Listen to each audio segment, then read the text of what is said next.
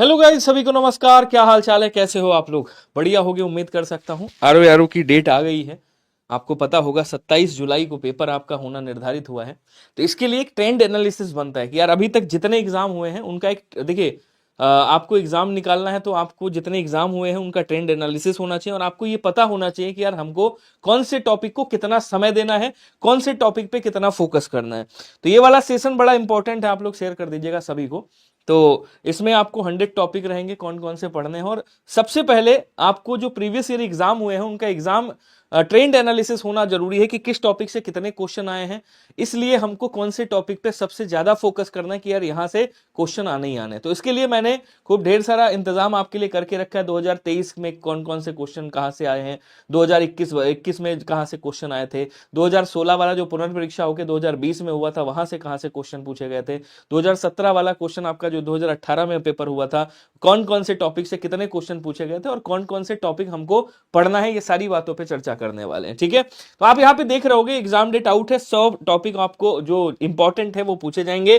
Target बना लीजिए अभी से 27 जुलाई 2025 आपको डेट, आपका एग्जाम डेट है। एक ही शिफ्ट में आपका पूरा एग्जाम होना है। ये चीज बड़ी अच्छी है। और सबसे अच्छी बात क्या है, पहले क्या होता था कि हम जीएस पहले करते थे और हिंदी बाद में करते थे। 1 घंटा हिंदी के लिए मिलता था, 2 घंटा जीएस के लिए मिलता था, 3 टोटल। अभी क्या है, अभी 3 घंटा आपको वैसे ही मिलेगा जैसे मिल रहा था। और जो पेपर आपका होगा 9:30 से 12:30 तक, तो जो पेपर आपका होना है वो आपका हिंदी और जीएस एक ही साथ होना है। ठीक है, तो थोड़ा सा ट्रेंड एनालिसिस पे चलते हैं। ये आपका सिलेबस है और सिलेबस तो मुझे लगता है सबके पास होगा, तो सिलेबस दिखाने की आवश्यकता है नहीं। हमें क्या क्या पढ़ना है ये हमको देखना है। आप देखोगे 2023 में कहां कहां से कितने क्वेश्चन पूछे गए, ये पीडीएफ में आपको अपने टेलीग्राम पे दे दूंगा, टेंशन लेने की बात नहीं है। तो सबसे पहले देखते कौन से टॉपिक कहां से पूछे गए। भारत का इतिहास देखेंगे आप तो 2023 में जिसकी पुनर्परीक्षा होनी है अभी, ठीक है ना, जो निरस्त हो गया है आपका, तो अभी इसका जिसका 27 जुलाई को पेपर है, प्राचीन भारत से आपका प्राचीन इतिहास से एक क्वेश्चन, मध्यकालीन इतिहास से एक क्वेश्चन, आधुनिक से यहां पे सबसे ज्यादा क्वेश्चन पूछे गए 16। इसका मतलब यह है कि आधुनिक पे हमको विशेष फोकस करना है।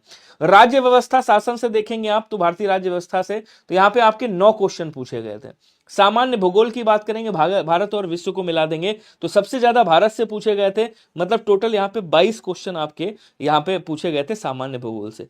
सामान्य विज्ञान और सामान्य विज्ञान की बात करेंगे जिसमें जीव रसायन भौतिक होता है, यहाँ पे टोटल 15 क्वेश्चन पूछे गए थे।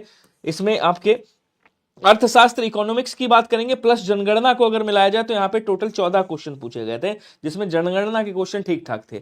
उत्तर प्रदेश विशेष करें, इस बार जो है 2023 में उत्तर प्रदेश के कम क्वेश्चन पूछे गए थे, 9 क्वेश्चन पूछे गए थे।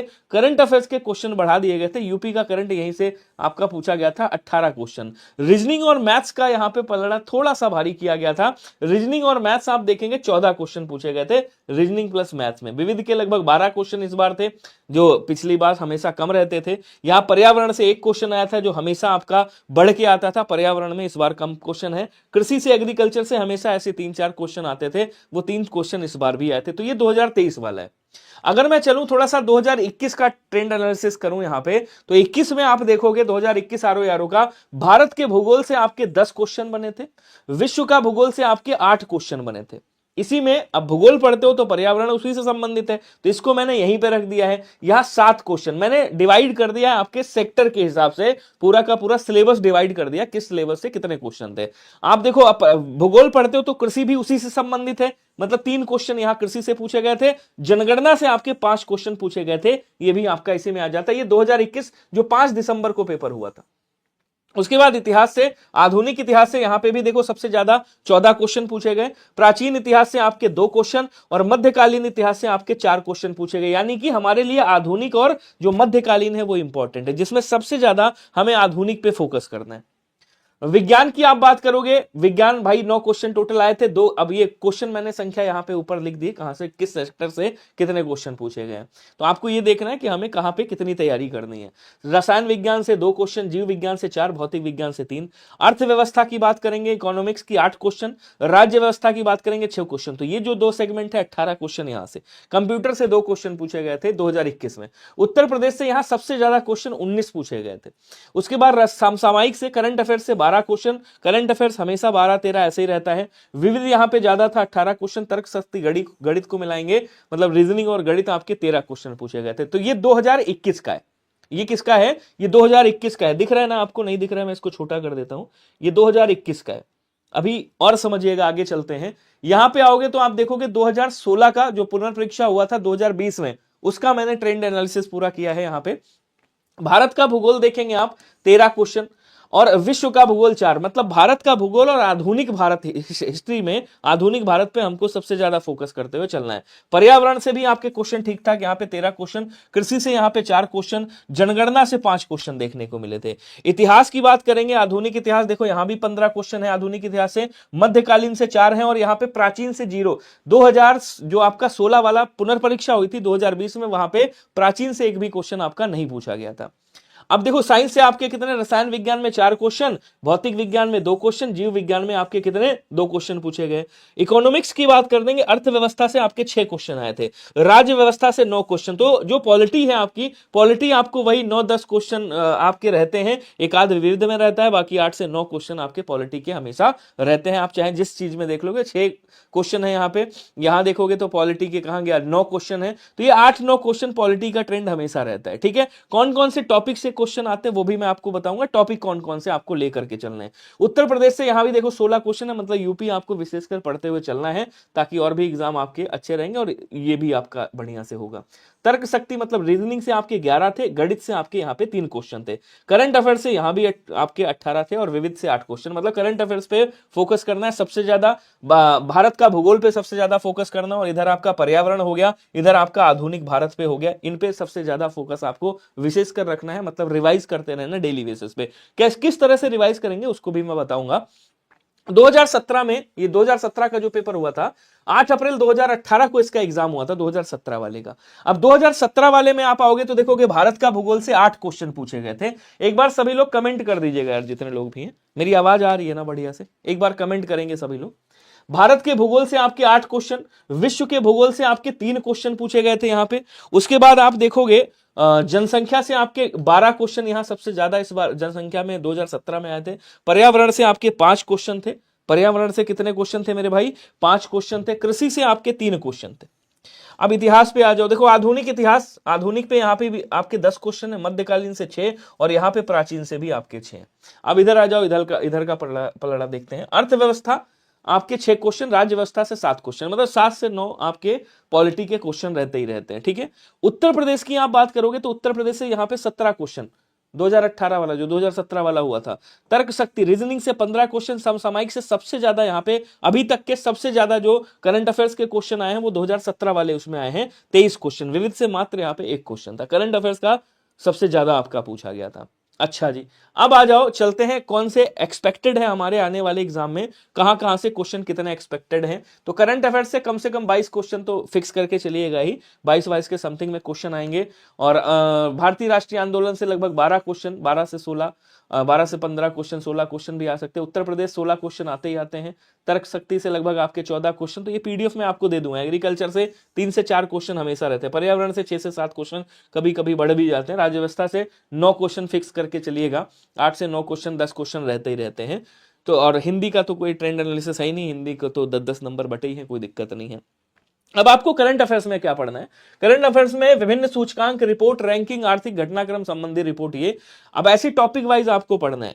विभिन्न, इसको रिवाइज करना है। विभिन्न पुरस्कार, सम्मान, अवार्ड, उसके बाद विभिन्न योजनाएं, कार्यक्रम, नीतियां और मिशन अभियान हो गए। विभिन्न विषयों में पहला प्रथम कौन है, सम्मेलन, आयोजन, बैठक कहाँ हुई है, चर्चित पुस्तकें, लेखक वगैरह, चर्चित व्यक्तित्व, नियुक्ति, निधन, पदस्थापना किसका हुआ है, कृषि उत्पादन, खनिज उत्पादन, भंडारण, नवीनाकरण, उसके बाद विभिन्न नए संस्थानों की स्थापना व उद्यान, खेल जगत से संबंधित प्रतिस्पर्धाएं, पुरस्कार संबंध, अभी जैसे आईसीसी वाला कप हुआ है तो वो आईसीसी वर्ल्ड कप, उसमें राज्य विशेष, स्थान विशेष से करंट अफेयर्स आपके उत्तर प्रदेश से आएंगे। अगर भारतीय प्राचीन की, प्राचीन भारत इतिहास की बात करोगे तो यहाँ पे आपको क्या लेके चलना, सिंधु घाटी सभ्यता से आना ही आना है क्वेश्चन, गुप्त वंश, गुप्तोत्तर काल आना ही आना है, पुस्तक एवं लेखक आना ही आना है, वैदिक सभ्यता से, जिसमें बौद्ध तो आना ही आना है, संगति वगैरह पूछते ही हमेशा, ऐसा कोई भी आरओ का एग्जाम नहीं हुआ जिसमें बौद्ध से क्वेश्चन ना हो। तो वैदिक हो गया, बौद्ध हो गया, जैन धर्म हो गया, मौर्योत्तर काल हो गया, प्राचीन भारत की कला एवं संस्कृति हो गया, ये प्राचीन भारत है। भारतीय इतिहास, मध्यकालीन भारत की बात करेंगे आप तो दिल्ली सल्तनत से क्वेश्चन है।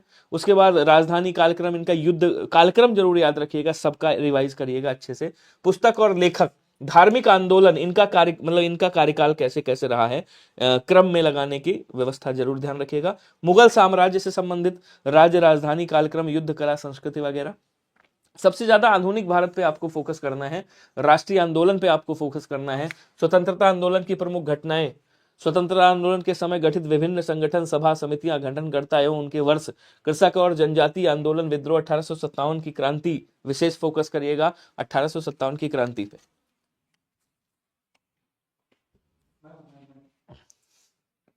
ठीक है, उसके बाद आप आओगे यूरोपियों का आगमन, कृषक और जनजातीय आंदोलन, विद्रोह हो गया, विभिन्न समाचार पत्र पत्रिकाएं, पुस्तकें, प्रकाशक, लेखक, प्रकाशन वर्ष, विभिन्न युद्ध, युद्ध स्थल, ये पूरा मैं आपको पीडीएफ दे दूंगा, इसको बढ़िया से पढ़िएगा।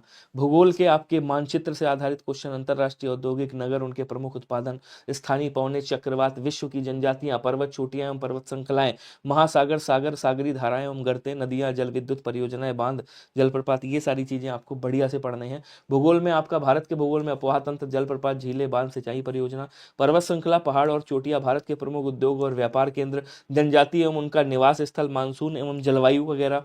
उसके बाद उत्तर प्रदेश विशेष के ये हो गए, उत्तर प्रदेश का सामान्य परिचय और इतिहास, उत्तर प्रदेश की भौगोलिक और प्रशासनिक संरचना, उत्तर प्रदेश के प्रमुख संस्थान, संबंधित स्थल, दर्शनीय स्थल, स्थापना वर्ष, ठीक है, हेरिटेज साइट, ये सारी चीजें आपको देखना है। वन्य जीव अभ्यारण्य, राष्ट्रीय उद्यान, पक्षी विहार, रामसर स्थल, प्रदेश की कला संस्कृति, जनजातियां, लोकगीत, नृत्य, मेले, महोत्सव, उत्सव, लोकसभा, यहाँ से क्वेश्चन पूछता है। ये पूरी पीडीएफ आप ले लीजिएगा, डाउनलोड कर लीजिएगा, इसी के अकॉर्डिंग सामने रख के पढ़िएगा।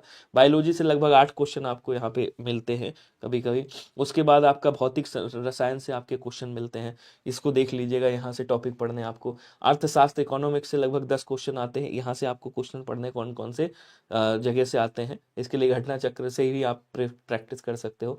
राज्य व्यवस्था, पॉलिटी और टेक्स्ट बुक का जो पास प्रो है उससे प्रैक्टिस करते रहो, ये देख लीजिएगा। पर्यावरण से क्वेश्चन आप जरूर देखिएगा, पर्यावरण आना ही आना है आपके। एग्रीकल्चर से 3 क्वेश्चन रहते हैं, उनका भी मैंने ये पूरा बटा हुआ है यहाँ पे। जनगणना से आपके क्वेश्चन रहेंगे। तर्क, अब मैथ्स और रीजनिंग में आपको क्या पढ़ना है, मैथ्स में आपको इतने टॉपिक, रीजनिंग में आपको केवल इतने टॉपिक पढ़ने हैं, इस पे प्रैक्टिस कर लीजिएगा, काम हो जाए।